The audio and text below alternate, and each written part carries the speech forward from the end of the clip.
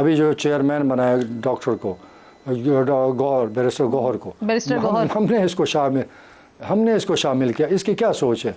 इसकी पीटीआई के साथ कौन सी हमदर्दी? लेकिन वो चाहता है कि ऐसे आदमियों के मैं कहूँ सिट तो सिट और स्टैंड।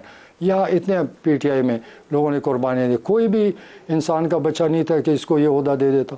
ये कौन सा इंसाफ है कि एक बंदा साल पहले आता है, आप उसको चेयरमैन पीटीआई बना दो? तौबा यार, ऐसे लोगों से तौबा।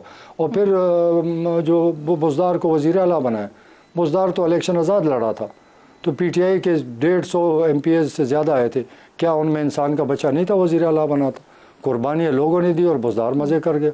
तो ये उसकी सोच है, वो सिर्फ अपना मकसद हासिल करता है। पार्टी वार्टी सियासी लोग उसको अच्छे ही नहीं लगते। अच्छा खटक साहब, मैं ज़रा आपका ओपिनियन सुनना चाह रही हूँ। आपके पास जो खबर है मैं वो जानना चाह रही हूँ, क्योंकि बहुत सारे लोग मुख्तलिफ बातें करते हैं। बुज़दार साहब क्यों वज़ीर आला बनाए गए? सर आप बताएं क्यों बनाए गए वैसे बुज़दार साहब? 150 लोगों को छोड़ के बुज़दार साहब के लिए कुराए फाल क्यों निकला?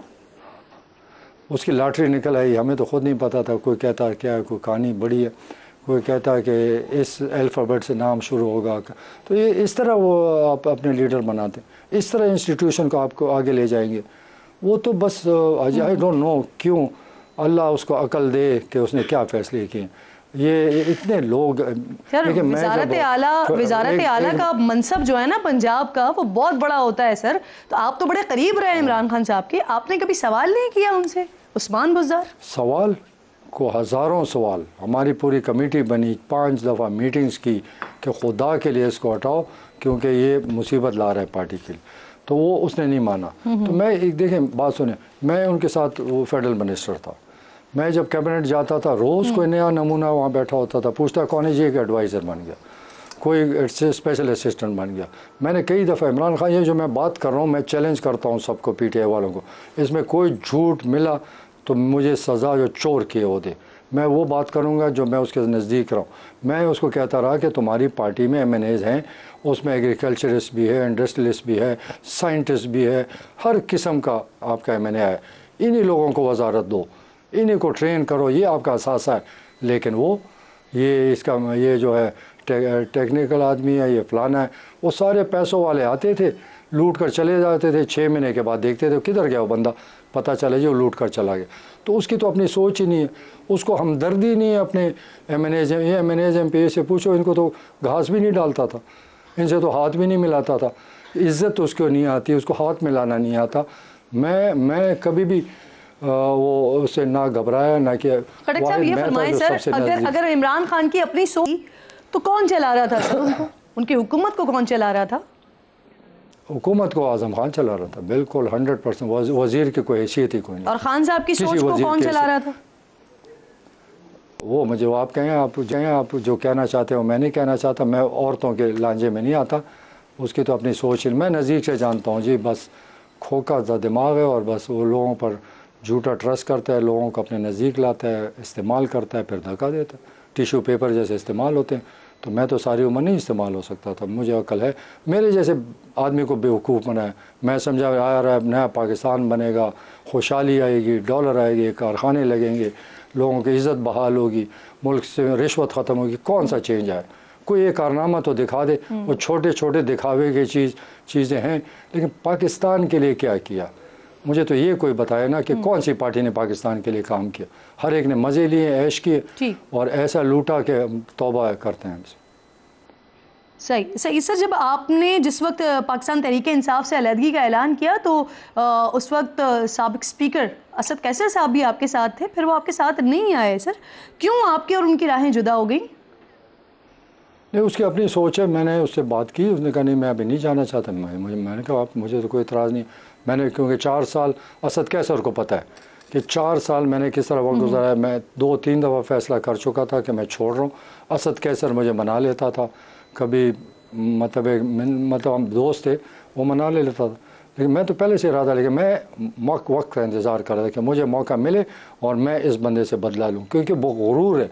एक आदमी जब गुरूर करता है, अल्लाह उसको नहीं पसंद करता। उसका गुरूर देखें, उसने ऐलान किया कि सब चले जाएं, मुझे फ़र्क नहीं पड़ता।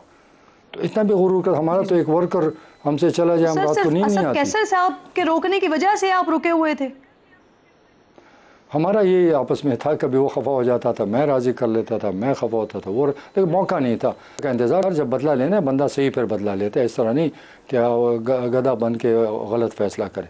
तो इंशाल्लाह इस सूबे में मैं दिखाऊँगा, आप रिज़ल्ट देखेंगे कि कहाँ है। तो वो तहरीक इंसाफ तो हमने बनाई, ये जो MNAs MPAs है 60% तो मैं शामिल खटक साहब, मैं इसी सवाल पे आ रही थी सर।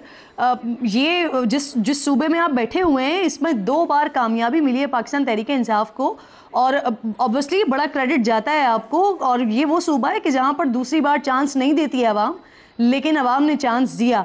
अब जिस PTI के प्लेटफॉर्म से आपने 2 बार वहां पर हुकूमत बनाई है पाकिस्तान तहरीक इंसाफ ने, उन्हीं के खिलाफ आप लड़ने जा रहे हैं, क्या सूरत हाल है सर?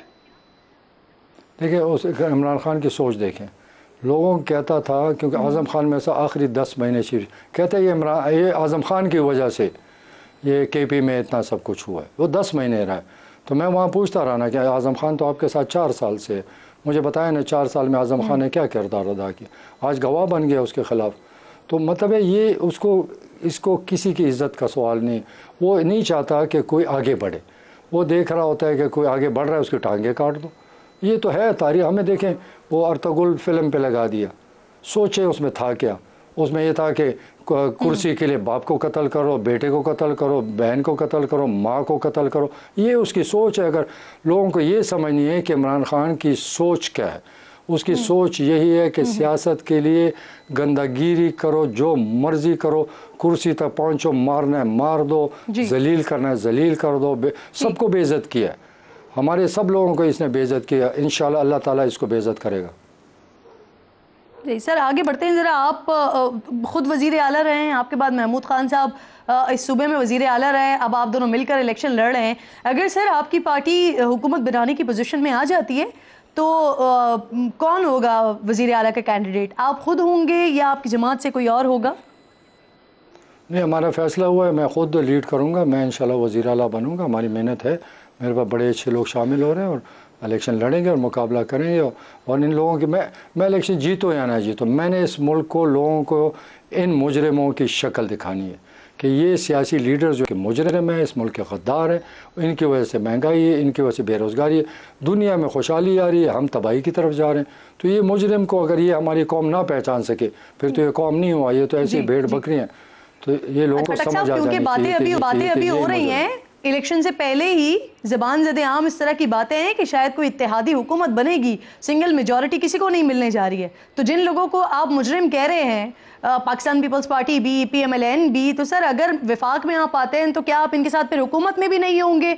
सूबे में भी आप इनके साथ हुकूमत में नहीं होंगे अगर ये इत्तेहादी हुकूमतें बनती हैं? तो देखिए, अगर सूबे की हुकूमत बनेगी, मैं लीड करूँगा तो फिर तो देखी जाएगी, लेकिन वफाक में तब बैठूँगा कि मेरे सूबे के हकूक़ की बात करूँगा कि मेरे सूबे को अगर फाटा के हकूक़ है, जो मर्ज एरियाज़ है, हमारे सूबे के हकूक़ है, हमारे नेट हाइडल प्रोजेक्ट के पैसे, यानी काजी फार्मूला। यानी खटक साहब, बकौल आपके जो लोग मुजरिम हैं वो उनके साथ ये मुमकिनात में है कि आप उनके साथ इत्तेहाद बना सकते हैं, उनके साथ हुकूमत में बैठ सकते हैं आप? बिल्कुल, अगर मेरे सूबे के हकूक़ पे बात करेंगे, मुल्क के लिए काम करेंगे, मैं कमिटमेंट लूँगा। अगर उनकी कमिटमेंट सही हो सकता है एक इंसान गलत है और उसकी सोच बेहतर हो जाए, अल्लाह करे इस मुल्क में ये ईमानदारी से काम करे, मुल्क बहुत अच्छा है, इसको आगे ले जाया जा सकता है। लेकिन काश इनकी अपना कोई विज़न और सोच हो।